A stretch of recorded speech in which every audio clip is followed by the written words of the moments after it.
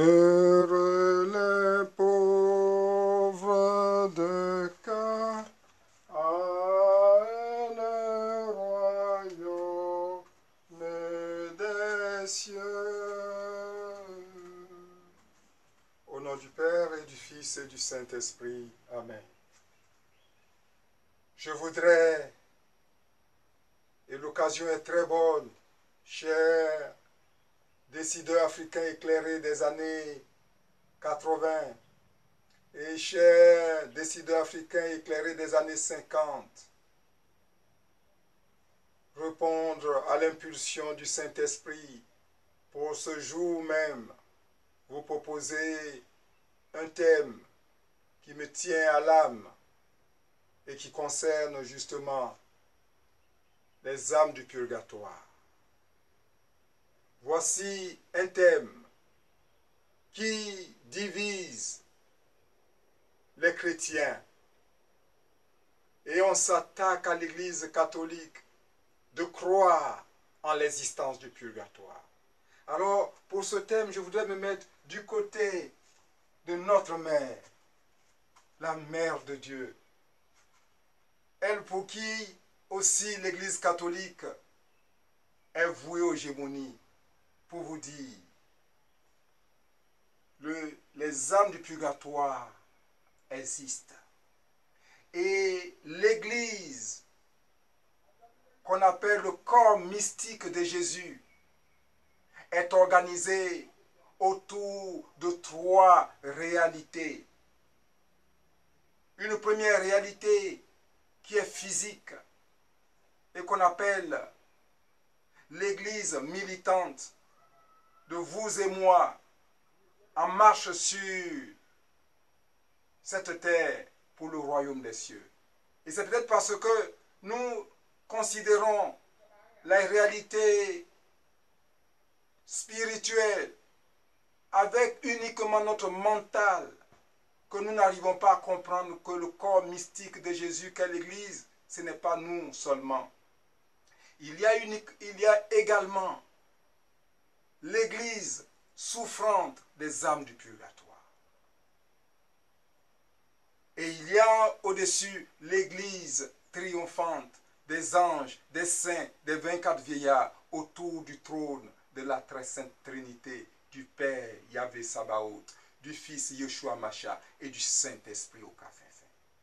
Voici l'Église.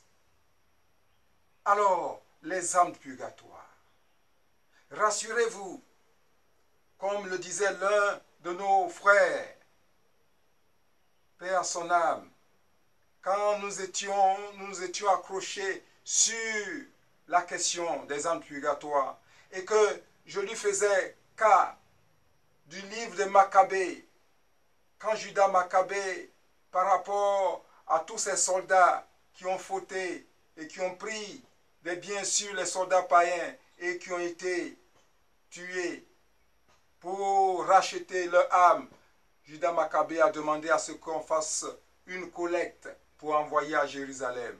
Alors mon frère m'a dit, le livre de Maccabée est apocryphe. Passons donc sur ce livre qui soit apocryphe et puis entrons dans la parole vivante, sur les livres que nous partageons ensemble.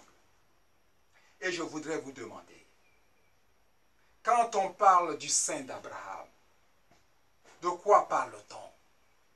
N'est-ce pas dans ce Saint d'Abraham que se trouvent justement ceux qui ne sont pas encore jugés dignes de paraître devant l'Éternel et qui ont quelques tâches à effacer?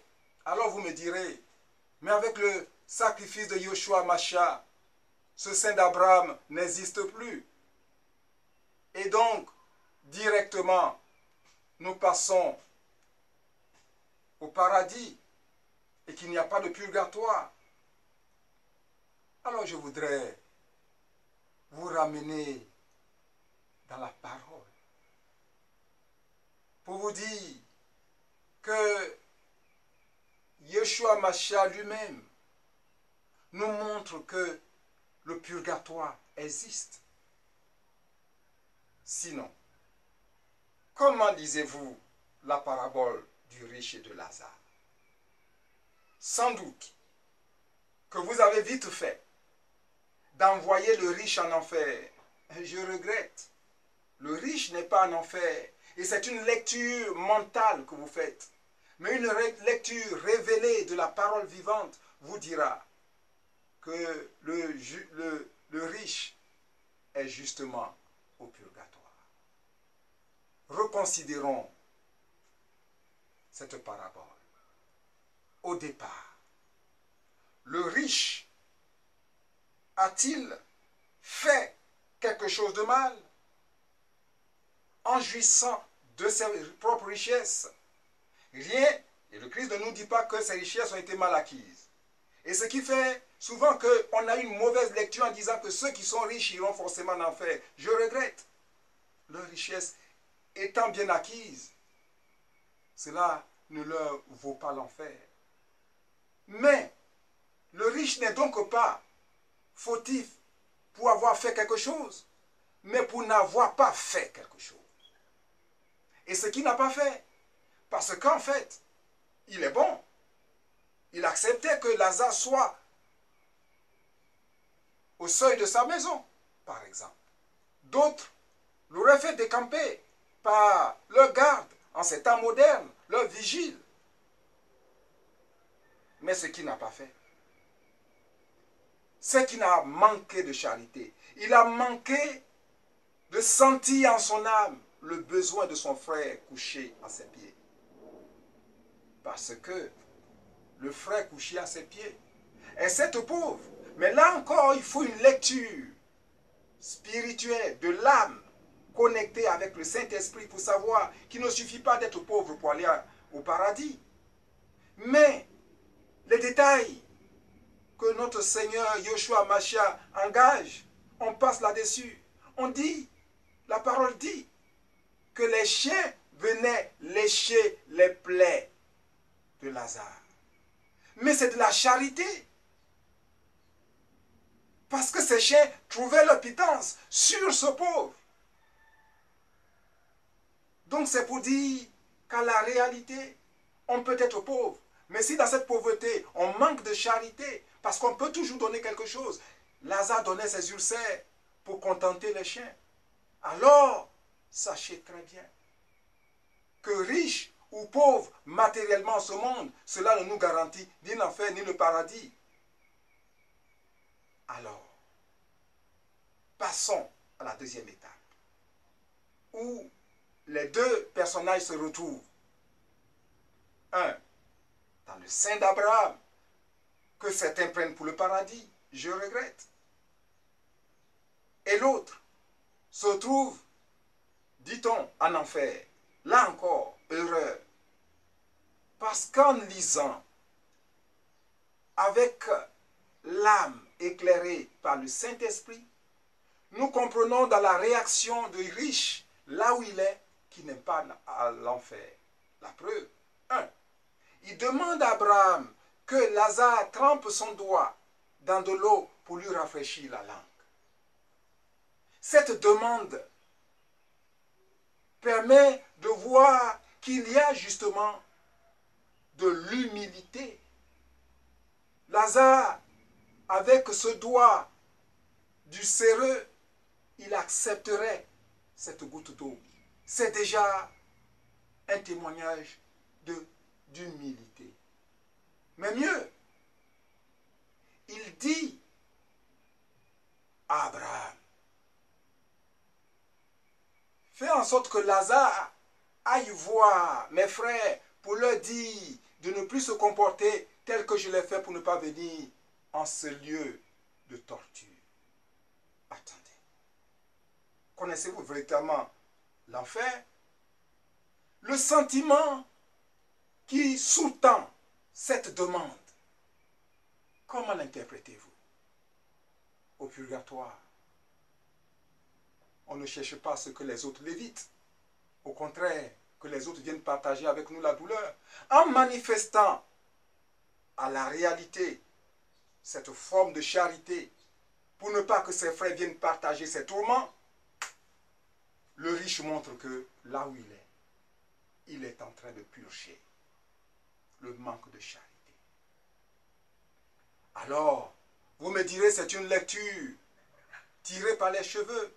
Alors, pour vous convaincre, puisque vous me direz, avec la résurrection de notre Seigneur Jésus-Christ, ce sein d'Abraham n'existe pas encore une fois. Alors, allons donc dans le dernier livre de la parole vivante. Et à ce propos, j'en profite pour faire une parenthèse. Pour ceux qui, justement, vilipendent, nous les humbles serviteurs, que le Saint-Esprit choisit comme prophète, pour dire, de façon péremptoire, avec simplement le calcul de la pensée, Jean-Baptiste est le dernier des prophètes. Jean-Baptiste n'est pas le dernier des prophètes. Il est le dernier des prophètes à annoncer la venue du Seigneur Jésus, l'avènement. Oui.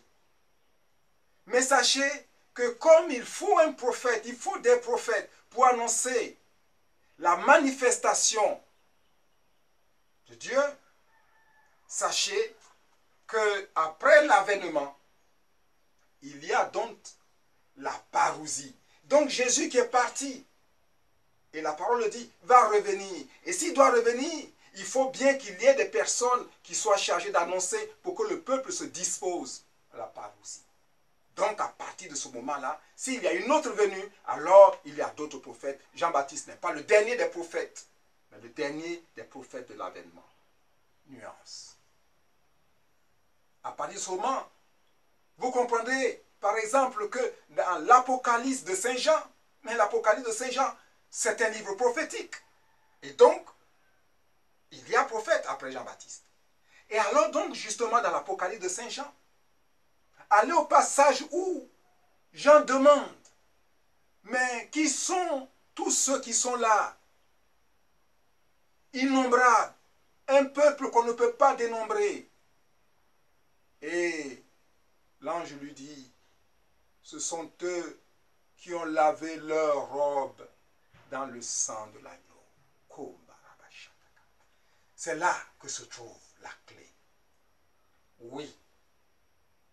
Tous ceux qui ont lavé leurs robes qui s'étaient tachées, la robe blanche que nous a obtenue Yoshua Mashiach par son sacrifice divin, il nous a habillés chacun et chacune d'une robe blanche. Mais cette robe blanche, au cours de la traversée de notre existence, a pris des taches qui sont nos péchés. Et ces taches-là doivent être lavées dans son sang. Et là où, justement, cet état où on lave cette robe, c'est le purgatoire. Que le nom du Seigneur soit béni. Que le Saint-Esprit vous ouvre la connaissance de la parole, afin que vous ne soyez plus des chrétiens qui cherchent à comprendre Dieu avec leur mental, mais bien au contraire, qu'ils ouvrent leurs âmes à l'onction du Saint-Esprit. Que Dieu vous bénisse. Que Dieu vous bénisse. Ma paix, ma lumière, c'est mon Dieu. Il me garde et me sauve. En lui mon espoir et ma joie.